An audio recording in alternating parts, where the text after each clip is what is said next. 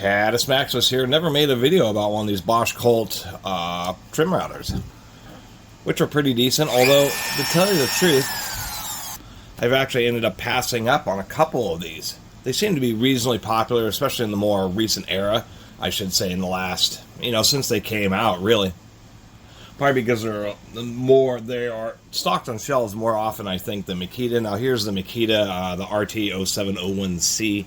This is like the world's most copied trim router, and the Makita is really nice. Now, this Bosch is 5.7 amps at 120 volts, so the Makita is 6.5. It's pretty stout. What I think is hilarious is Bosch was more into competing with what was the classic Porter cable 7301 trim router. Now, in, I guess, the late 90s and 2000s, these Porter cables were really an institution. I've run into a bunch of them. I have like 2 or 3 of them myself, and really pretty solid. They have a 5.6 amp motor at 120 volts. The Bosch is 1/10 of an amp more. And of course does have electronic controlled variable speed, just like the Makita does. Now, it is lighter weight. Now, this Makita is probably one of the heaviest ones, where the Bosch, there's criticisms of it having a mainly plastic motor housing. Things like one screw holding on the top cover. Other designs, like aspects such as the brush, the caps for the brushes, are actually like, it's a partially threaded in both the removable cap and the body, and they get cross-threaded, and they just don't seem to hold in super well and want to get loose. And the couple that I've passed on at garage sales, or like an estate, I forget where I see each specific one, but any kind of router, trim router or full size, the first thing you do is make sure it seems to rotate okay without feeling like there's gravel in the bearings. But there's a lot of times play can develop in the lower spindle. I don't know if that's just been bearing wear, or if it's actually started to wallow out the metal where the bearing sits. I've had a couple of these Bosch Colts where I pick them up and I swear that there's been 1/8 of an inch. I mean, you can just feel the spindle wobbling back and forth a huge amount, more than any other trim router I've ever felt. And enough for me to say, oh wow, I'm just going to pass up on it regardless of the price, because it just seems like it's ruined. And I will say that, and I've never noticed that on any other, but this one is certainly tight, so I don't know if there was a certain series of these that had some issues or what, but I will mention that.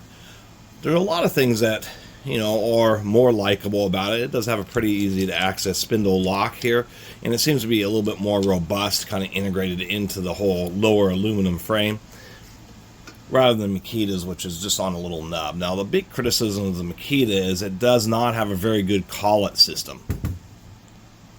Where, even though, in my opinion, the motor on this Bosch is just not as robust and not as heavy duty as either the Porter cable or the Makita, it has a really nice design regarding the collet. It has the best collet system by far. What we can see here is a zigzag collet, so it's a cut one way and a cut the other way. That way the collet itself, as it goes down into the taper, shrinks evenly, parallel. This end, the top and the bottom, both shrink consistently, and so you can just put in the bit, put a reasonable amount of torque on it, and it holds it pretty well. The Porter cable is a little cheaper because it just uses a single split, but nonetheless, when it goes down to the taper, it goes around, it compresses on that slit, and holds the bit nice and evenly. It's just not as refined as the Bosch. Now, the Bosch, the collet is actually captured in the nut. So if you've used it a lot, had the bit in there for several months and decided that you wanted to change it, they can end up getting pretty stuck. Wood particles and dust get in there, and there's a bit of a moisture content, so that's what can cause these to jam. So when you release the nut, since the collet's captured in the nut, as you're unscrewing it, it's actually extracting the collet, making it much easier to remove any kind of stuck bit. The Porter cable is a little notorious for that, as if it gets stuck, you have to completely remove the nut and then tap on the edge of this, or tap on the bottom of the bit that's in it to get it to dislodge. But at least once it's in there, it holds pretty well. And that is what is so disappointing about the Makita. Besides, the Makita has nice big levers compared to the smaller, a little bit, I guess, less robust lever on the Bosch.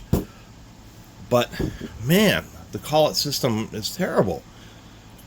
Even though it has like a nice large nut, and this is not the only Makita router that uses this collet system. For some reason, there was just this absolutely terrible design choice by Makita to use a very strange collet. As we can see, versus the other two collets, which fit fully into tapers and really get a good grip, this collet is actually just a diameter. It's not a taper down here. The taper is only on this section, and if we look, it's linked at the bottom.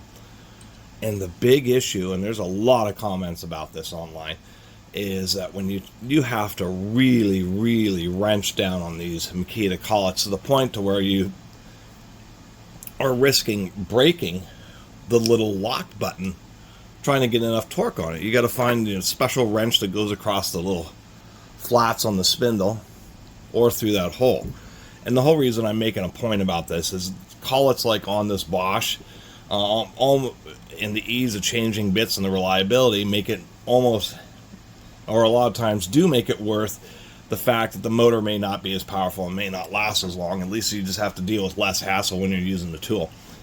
Because this darn Makita, I mean, what ends up happening is there's nothing, the bottom end of the collet, and we can see that there's a fair amount of play. If we look here, this is a Freud bit, so a pretty respectable brand, and there's a bit of play down there. So what ends up happening with the collet is as it pinches, it's just only pinching right here at the top, and you just can't get enough friction. People are notoriously having problems with the bits slipping, so they have to practically impact the nut on in order to keep it tight enough, and it's the biggest disappointment about the Makitas.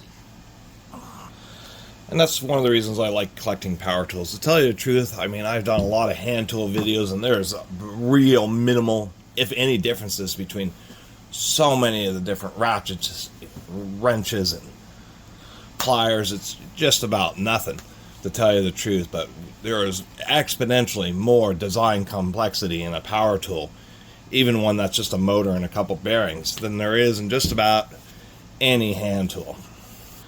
And so that's a lot more opportunity for differences to present themselves. And they call these laminate trimmers, and that's what they've replaced. But you know, the old 3102 Porter Cable and Rockwells, those were just short little laminate trimmers. And that's one of the things I will mention. Some people made comments on those. I couldn't dig one up to compare in this video, but they're only about this tall compared to these more modern units.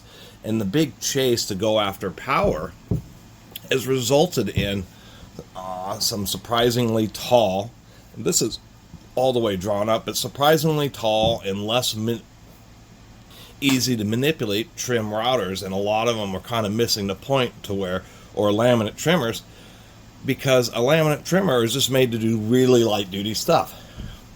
You're putting down Formica on a countertop or a workbench or something, and you just need to trim up the thin little edge, and you just want a small, low profile little router to do that.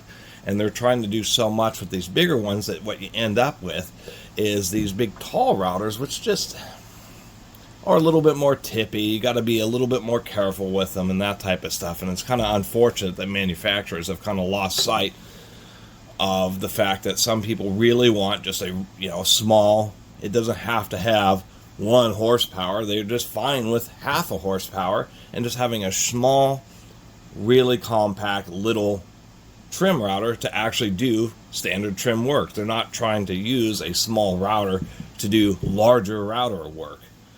And the Makita is probably the worst about that. Just it has this really small base. I mean, even if we compare to the Bosch, I'm way too zoomed in here. The Makita's base is really, really narrow. One of the other complaints is just super duper easy to get this thing to want to tip and not cut straight.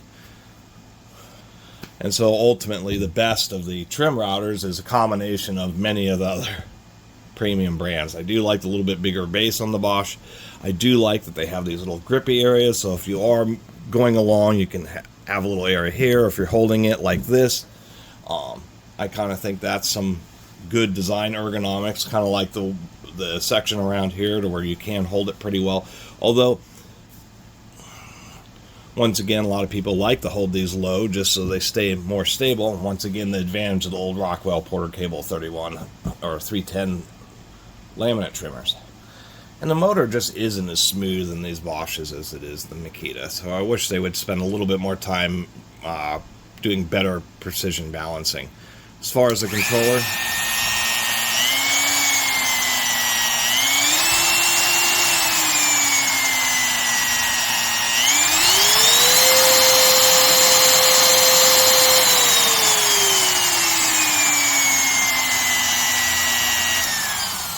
when you go down on speed, it's a little bit slow to catch up.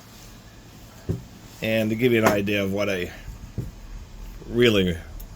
pretty darn good controller would be, this Makita. It sounds more like a servo motor.